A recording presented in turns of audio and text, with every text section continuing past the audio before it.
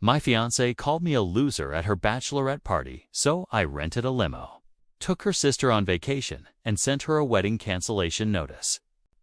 I'm a 28-year-old guy who thought I had it all figured out: steady job, a great apartment, and a beautiful fiancée named Natalie. We met at a mutual friend's housewarming 3 years ago. She was in a red sweater, holding a half glass of white wine, laughing like the room belonged to her. And somehow, she made me feel like I belonged too. Our connection was instant. The kind of thing that makes other people roll their eyes when you try to explain it.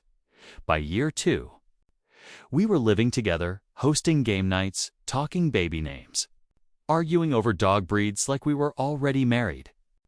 Friends called us goals. Her parents adored me, especially her dad, who always said, "You're the kind of man I prayed she'd find." It felt good, like I was finally building something real, but then there were her friends. I'd catch the way they looked at me sometimes, like I was cute, in a grocery store boyfriend kind of way. Harmless. They made comments when they thought I couldn't hear. "He's sweet, but does he even want more from life?" Or the time I offered to drive them home from brunch and one of them whispered, "God, he's like a Labrador in human form." Still, I never let it get to me. Natalie's opinion was what mattered, and she said she loved me, that she was proud of me, that she couldn't wait to be my wife, so I did what any man in love would do. I picked up more shifts. I took freelance gigs. I started cooking every night to help her decompress from her law internship. I paid for her GRE courses when she wanted to switch career paths. I put her first because I believed we were a team. The wedding was 2 months away. RSVPs were flooding in. Everything was falling into place.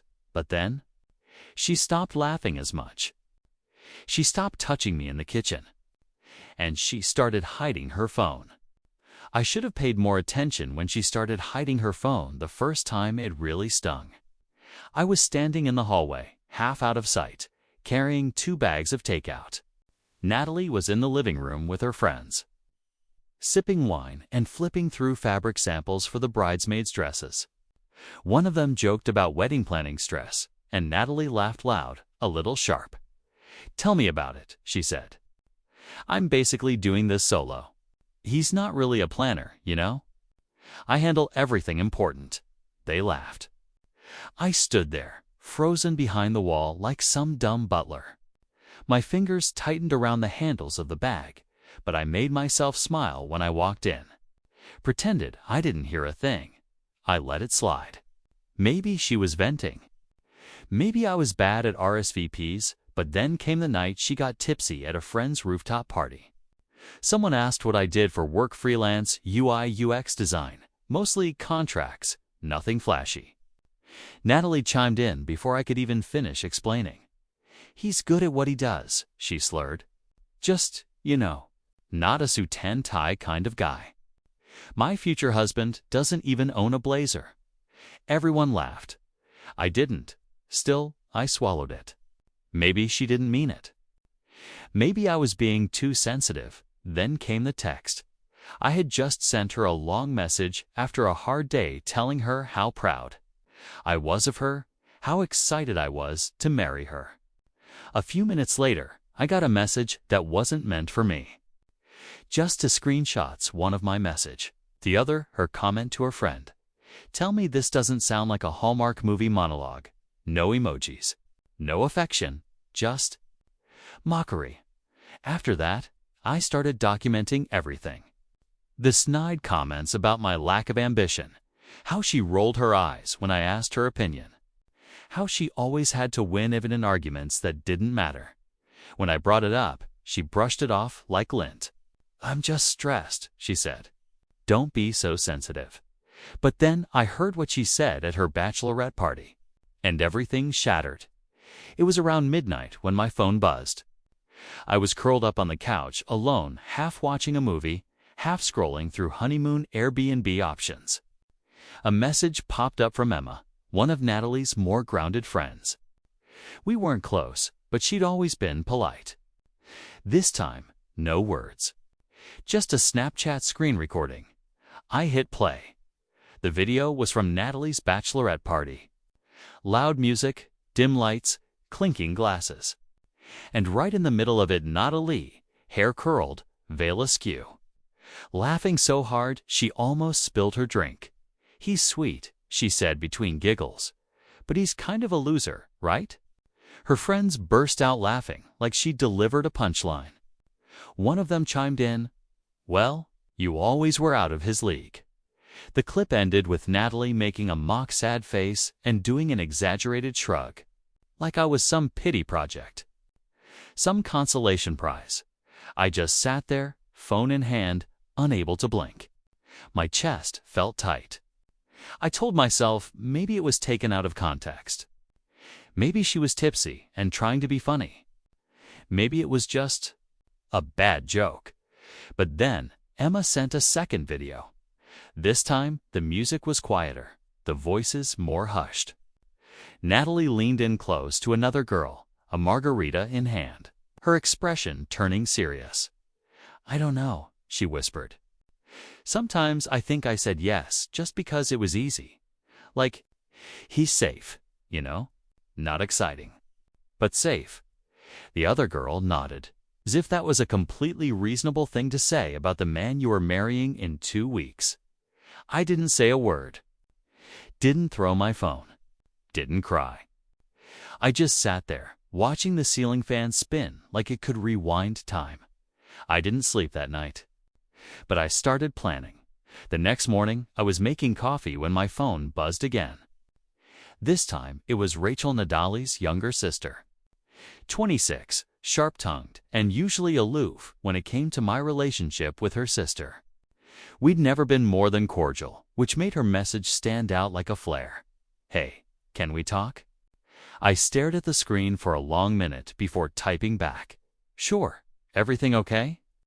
She called almost immediately.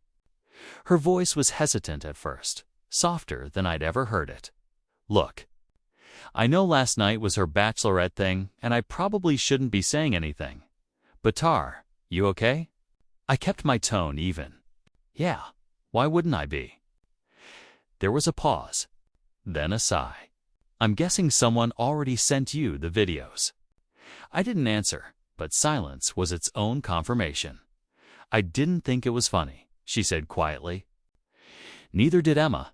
It was mean, and not the first time, honestly." That hit harder than I expected. She talks like that a lot. I asked. Rachel hesitated, then said, "She has this version of you she shows to her friends. Like you're this soft, harmless guy who's lucky she said yes. And maybe she thinks it's a joke, but I don't." My stomach twisted. Then came the line I wasn't ready for. "She told Mom last year that she's only marrying you because you're stable. That with you, she won't have to worry about getting cheated on or ending up broke." There it was. The truth, stripped of pretense. I stood in the kitchen, the coffee long forgotten, letting those words bleed through me. "I thought you should know," Rachel added. "Whatever you do now, just don't let her humiliate you any further." I thanked her. Meant it. Rachel had no idea how much those words fueled what I did next. The next morning, I woke up with a strange kind of clarity. The kind that doesn't come from rest, but from finally snapping out of a delusion. I emailed my manager and asked for a week of mental health leave. No one questioned if I had PTO stacked up, and honestly, I think they could hear something different in my voice. That same afternoon, I called the wedding venue. Told them we'd had a family emergency. Luckily, we'd paid extra for refundable insurance.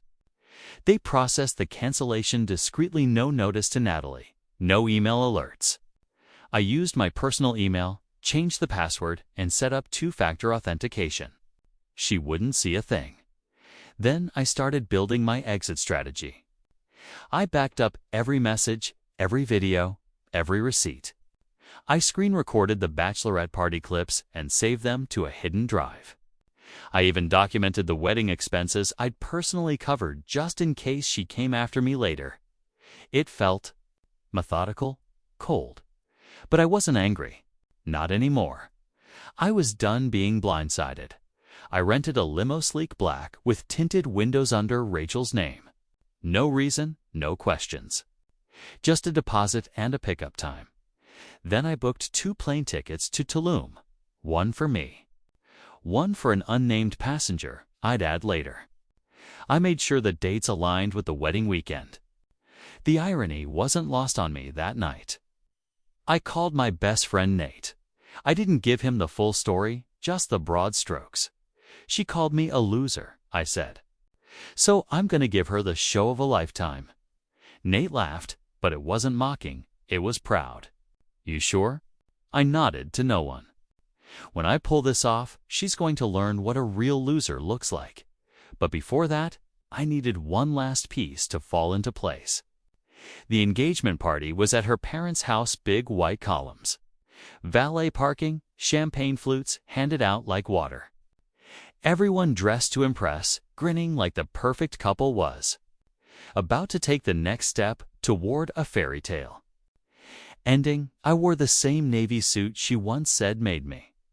Look like the kind of guy you bring home to Dad. She wore a shimmering gold dress that caught every light in the room. From the outside, we looked unstoppable. Then came the toast. Natalie had already downed 2 glasses of champagne.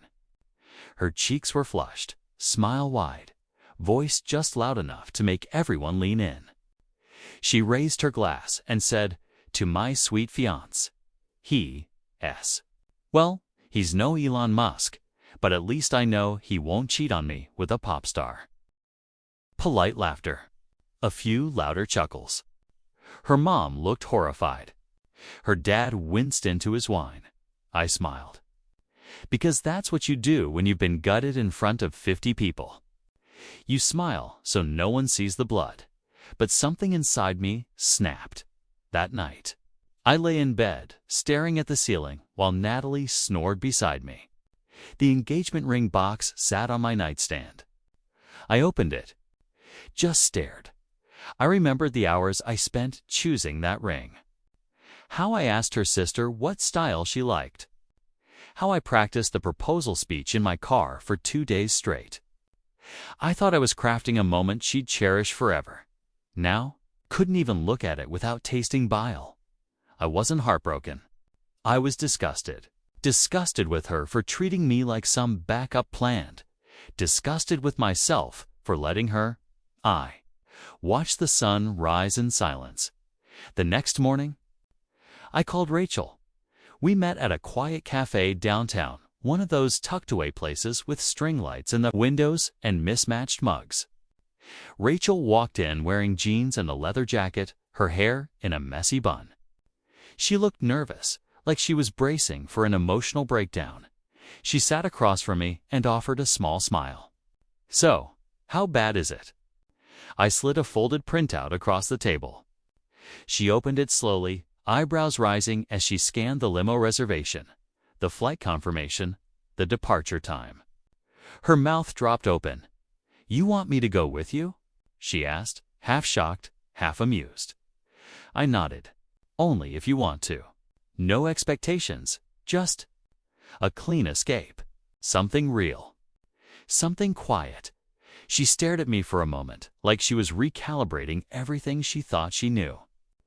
Then she leaned back in the chair and let out a slow breath. "You know," she said, "I've always wondered what you saw in Natalie."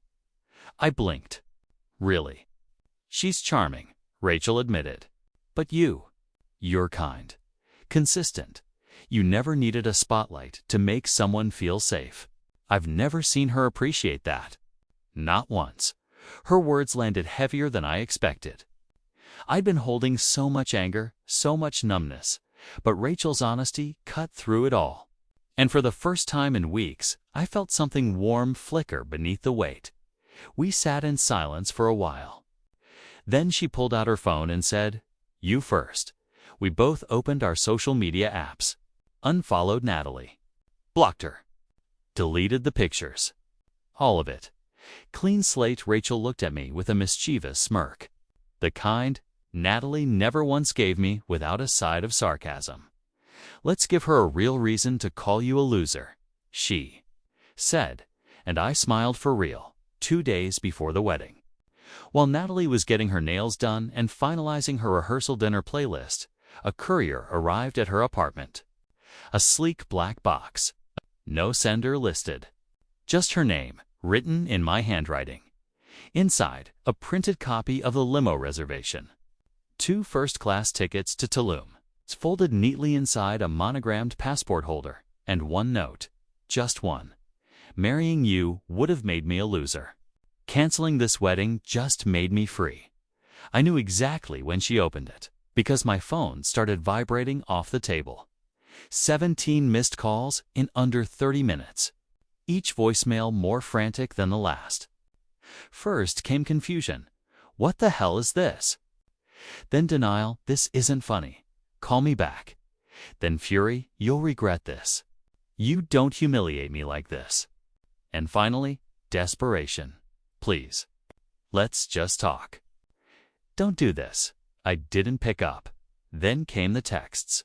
Pages and pages of emotional whiplash, blame, shame, gaslighting, bargaining. The same tone she used whenever I tried to express hurt during the relationship. Guilt wrapped in glitter. Her mom called, sobbing, asking how I could do this so publicly. I didn't respond, but her dad. He surprised me. He sent a single text. "You did the right thing. Stay strong." That was it. Nothing more. Nothing less. But it hit me harder than any of Natalie's screaming voicemails. Rachel and I were already packed. The limo was scheduled for early morning. She brought 2 books and a bottle of wine. I brought peace of mind and a copy of the engagement ring receipt, which I planned to pawn the minute we landed. We didn't speak much as we climbed into the back of the limo.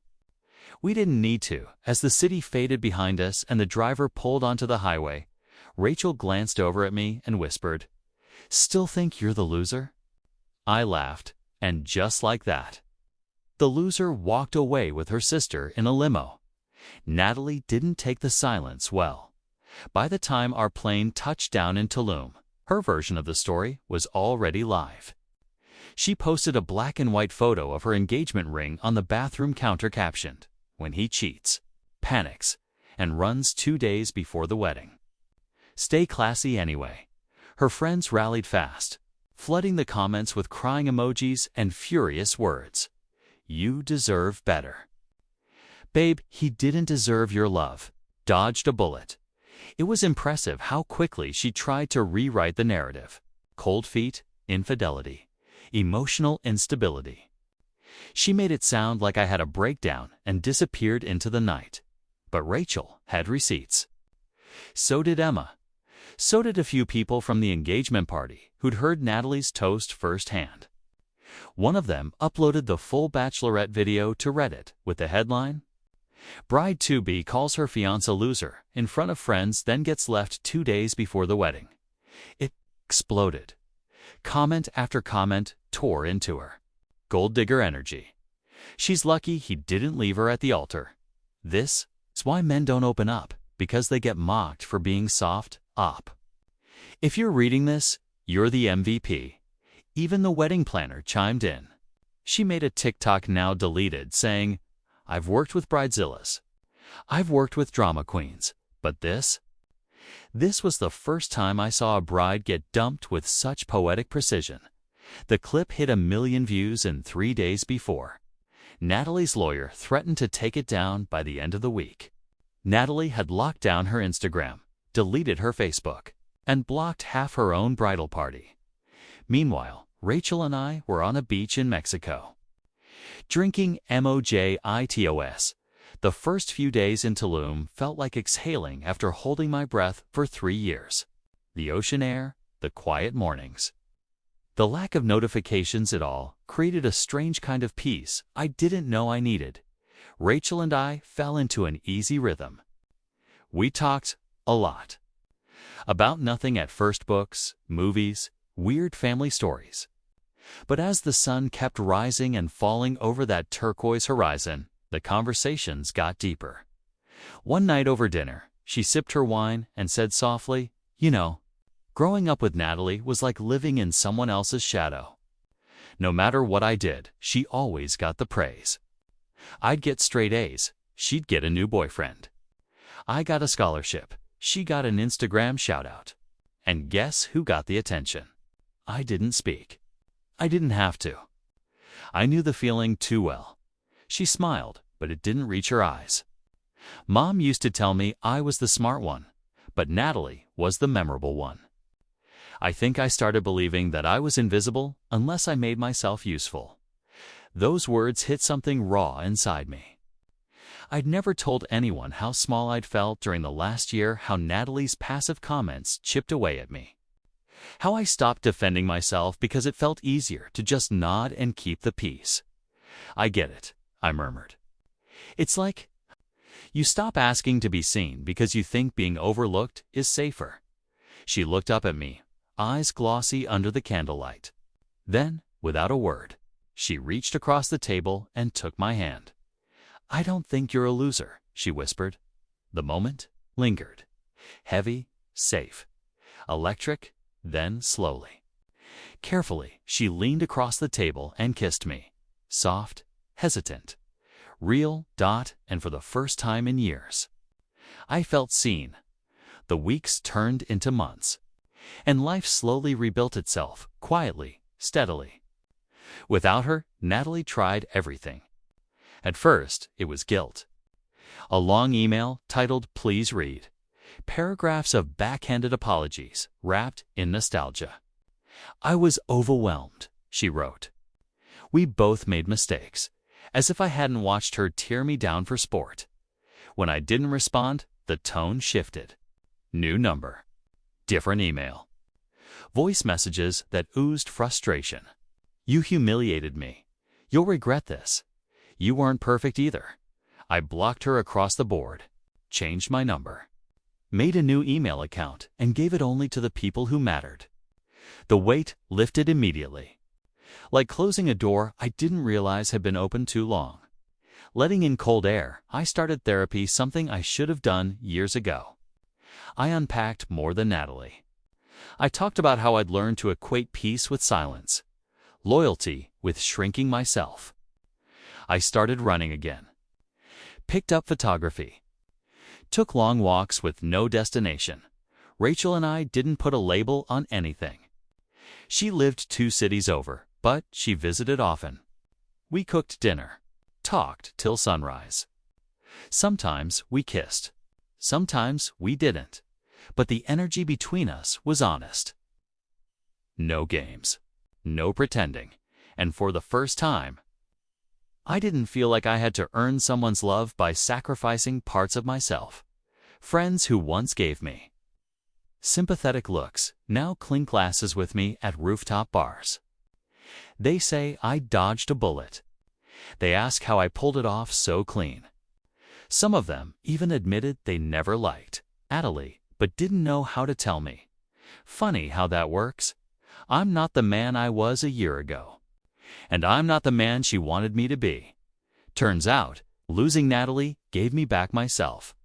Sometimes the insult isn't the end. It's the invitation to finally wake up.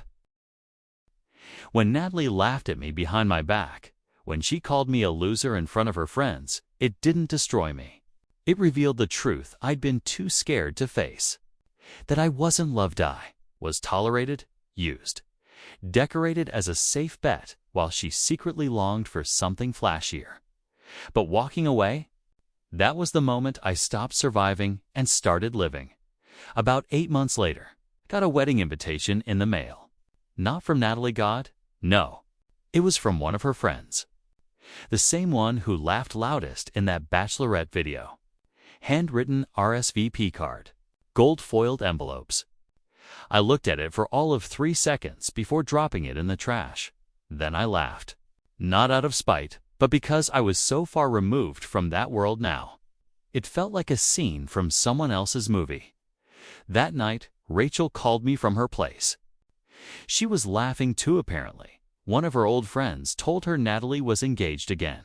Some guy she met at a startup mixer. Young, loud, all flash, No follow-through.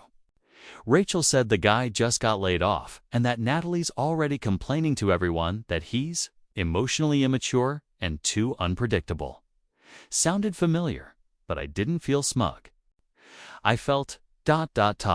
whole, like I'd learned how to breathe without checking someone else's mood first.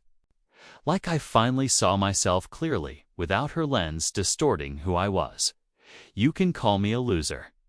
But I walked away with my dignity, with my freedom, and with her sister. So if you're reading this, think someone's treating you like a backup plan, like a safe, convenient placeholder while they chase excitement elsewhere? Walk away. You're not the safety net. You're not the afterthought. You're the main character.